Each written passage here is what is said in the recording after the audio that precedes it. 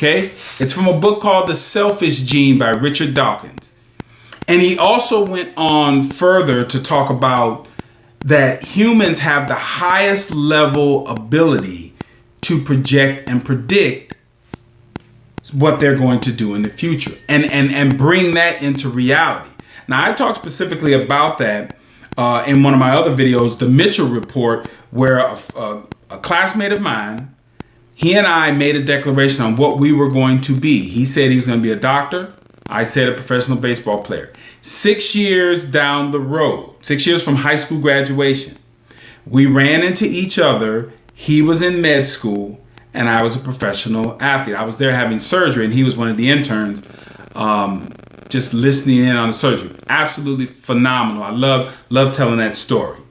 But what Ty was talking about and what Richard Dawkins mentioned in his book, The Selfish Gene, is that we as humans have the ability, and what I said before is organisms that only learn from their own mistakes become extinct, is that we as humans, we have the ability to project, to look at other things that people have done, add them to what we were doing in our lives to avoid the mistakes that they made.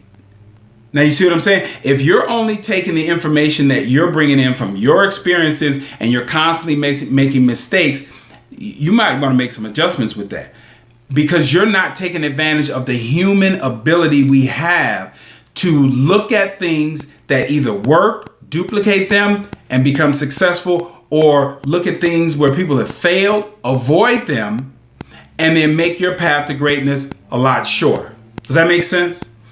All right. So we have that ability to do that. Now, one of the things also right close in line with that is in psychology, and that is projection.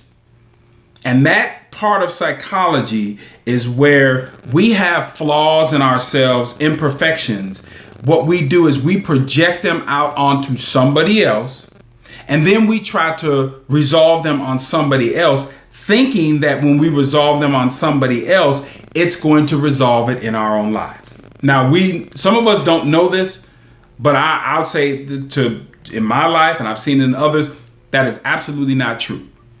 If you want to resolve something in your life, you don't project it on someone else or talk about it on someone else or clean it up on someone else, and then by default, it's going to magically clean it up in your life. No, you have to address that directly in your life. So you can't project it onto other people. But that runs right along with the ability that we have of projecting positive things in our future and then living and walking into them. Beautiful thing that we have in our mind, what we have the ability to do. Now, how I actually connect that to my life.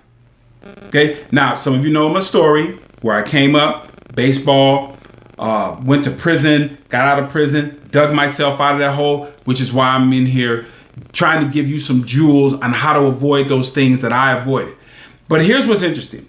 Before I became a professional baseball player, I did exactly what Richard Dawkins is talking specifically about in The Selfish Gene. And that is, I predicted and I projected that I was going to be a professional baseball player, like the other video, The Mitchell Report. Now, after my baseball career ended, I defaulted back to the pre-programming that I had in my past. Special ed student, 1.5 GPA graduating from high school, very shy, no girlfriends. Let's think, abusive household that I grew up in, failed relationship, failed baseball career. Right before I went into prison, those were the things that propelled me to end up committing the crime that got me into prison. That bad pre-programming. Okay. And there's a book out called You Are a Badass. And that's by, I'm looking at my notes here, it says Jen Sincero. And specifically in that book, chapter 11, it's called Your Mind Is Your Bitch, which what she means is you are in absolute 100% control of that mind. That mind doesn't tell you what to do, even though A lot of us allow it, but if you take control of your mind, that mind becomes your bitch. You tell your mind exactly what it is you want it to do. Now, I bring that book up is because when when my baseball career ended, that's exactly what happened to me.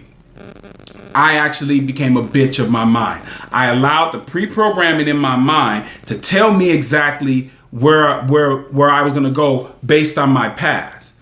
That actually resulted in me going into prison, and then something else happened. I reverted back to what the selfish gene talks about, Richard, where I actually took over. I actually started to adapt. I projected, I predicted.